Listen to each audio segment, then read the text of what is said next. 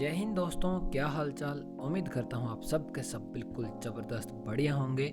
आज की इस वीडियो में हम यहाँ पे कंपैरिजन करने वाले हैं दोस्तों Realme के P1 Pro स्मार्टफोन का Vivo के T2 Pro स्मार्टफोन के साथ में। तो कंपैरिजन भाई लोग हम यहाँ पे स्टार्ट कर लेते हैं हमारे फेवरेट टॉपिक डिस्प्ले के साथ। तो Realme के P1 Pro स्मार्टफोन में दोस्तों हमें देखने को मिलती है एक 6.7 इंचज़ की full HD plus curved AMOLED display जो कि पंच होल के साथ यहाँ पे आती है। 120 हर्ट्ज का रिफ्रेश रेट दिया गया है, 950 निट्स की पीक ब्राइटनेस और यहाँ पे ACG ड्रैगन ट्रेल का प्रोटेक्शन देखने को मिल जाएगा। पर दोस्तों एक बेकार बात यह है कि यहाँ पे कोई भी HDR10+ का सपोर्ट आपको नहीं देखने को मिलेगा, ना ही नेटफ्लिक्स पे और ना ही यूट्यूब पे। दूसरी ओर Vivo के स्मार्टफोन में हमें देखने को मिलती है एक 6.78 इंचज की full HD plus curved AMOLED display जो कि सेम पंच होल के साथ यहाँ पे आती है। 120 हर्ट्ज का रिफ्रेश रेट दिया गया है, 1300 निट्स की पीक ब्राइटनेस और HDR10+ का सपोर्ट तो आपको यहाँ पे भी देखने को मिल जाएगा। ओवरऑल कंटेंट वॉचिंग की अगर मैं बात करूँ तो भाई दोनों ही स्मार्टफोन की डिस्प्ले कर्व्ड है, सेम रेजोल्यूशन दिया गया है, सेम रिफ्रेश रेट दिया गया है। पर HDR10+ का सपोर्ट जो है दोस्तों वो आपको सिर्फ Vivo के स्मार्टफोन में मिलेगा। तो भाई अगर आपको HDR10+ का सपोर्ट नेसेसरी लगता है तो आप Vivo की तरफ जाइए, Vivo का स्मार्टफोन यहाँ पे डिस्प्ले में विनर बन जाता है भाई। आगे हम यहाँ पे बात कर लेते हैं इनके चिपसेट की यानी कि परफॉर्मेंस की।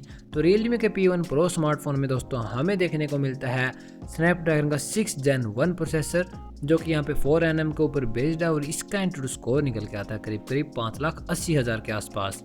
LPDDR4S की हमें यहाँ पे रैम देखने को मिल जाएगी और एक फास्ट UFS 3.1 की स्टोरेज दी गई है। आप इस प्रोसेसर के साथ हाई टू अल्ट्रा सेटिंग्स तक गेमिंग कर पाएंगे।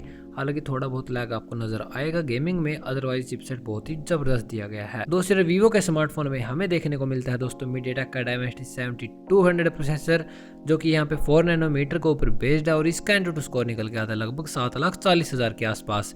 LPDDR4S की हमें यहाँ पे रैम दी गई है और UFS 2.2 की स्टोरेज देखने को मिल जाएगी। और भाई मैक्सिमम परफॉर्मेंस की अगर मैं यहाँ पे बात करूँ तो Vivo का स्मार्टफोन भी यहाँ पे भाई जीत जाता है। एंट्री स्कोर बहुत ही ज़्यादा निकल के आता है और आप इस प्रोसेसर के साथ हाई टू अल्ट्रा लगभग 60 FPS पर भी गेमिंग कर पाएंगे इजीली, कोई भी दिक्कत आपको नहीं आएगी।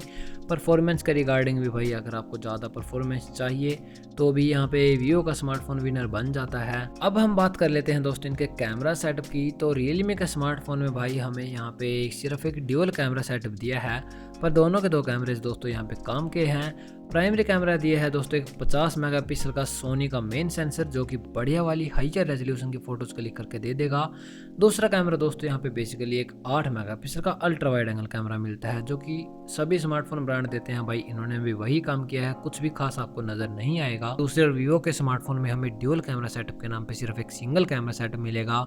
64 मेगापिक्सल का प्राइमरी कैमरा दे दिया, बाकी का दूसरा कैमरा भाई 2 मेगापिक्सल का डेप्थ कैमरा मिलेगा। मैक्सिमम वीडियो सपोर्ट की बात करें तो भाई दोनों स्मार्टफोन में हम यहाँ पे 4K वीडियो रिकॉर्डिंग कर सकते हैं। वीडियो स्टेबलाइजेशन के लिए OIS का सपोर्ट भी देखने को मिल जाएगा और इनका फ्रंट कैमरा में यहाँ पे दोनों ही स्मार्टफोन में 16 मेगापिक्सल के सेल्फी कैमरे दिए गए हैं। बढ़िया कैमरा सेटअप की अगर मैं यहाँ पे बात करूँ तो दोस्तों बस सीधी सी बात यह है कि अगर आपको एक अल्ट्रा वाइड एंगल कैमरे का चाहिए वो भी कम बजट में, तो डेफिनेटली भाई कैमराज वाइज तो यहाँ पे Realme का स्मार्टफोन विनर बन जाता है।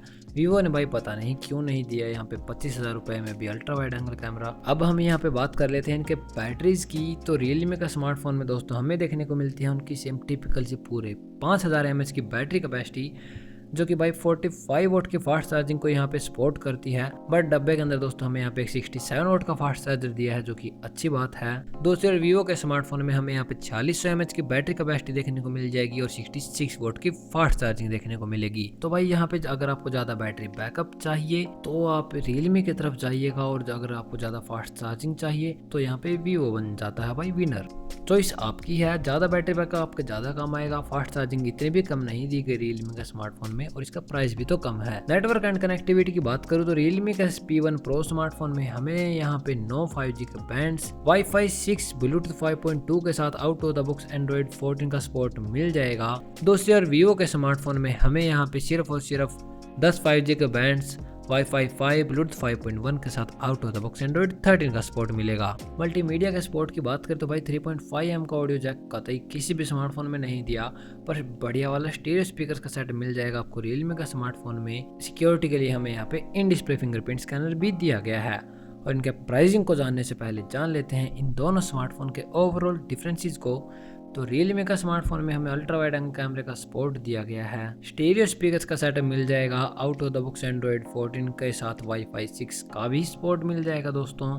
दूसरे Vivo के स्मार्टफोन में हमें काफ़ी बेहतरीन परफॉर्मेंस और यहाँ पे 66 वोल्ट की फास्ट चार्जिंग मिलेगी। इसके सिवा और कोई डिफरेंस यहाँ पे नहीं निकल के आता। प्राइसिंग को अब हम इनका जान लेते हैं। तो Realme का स्मार्टफोन का बेस वेरिएंट 8GB की रैम और 128GB स्टोरेज के साथ दोस्तों आपको मिल जाएगा पूरे 20,000 रुपये का। दूसरे Vivo के स्मार्टफोन का बेस वेरिएंट 8GB की रैम और 128GB स्टोरेज के साथ आपको मिल जाएगा 24,000 रुपये का।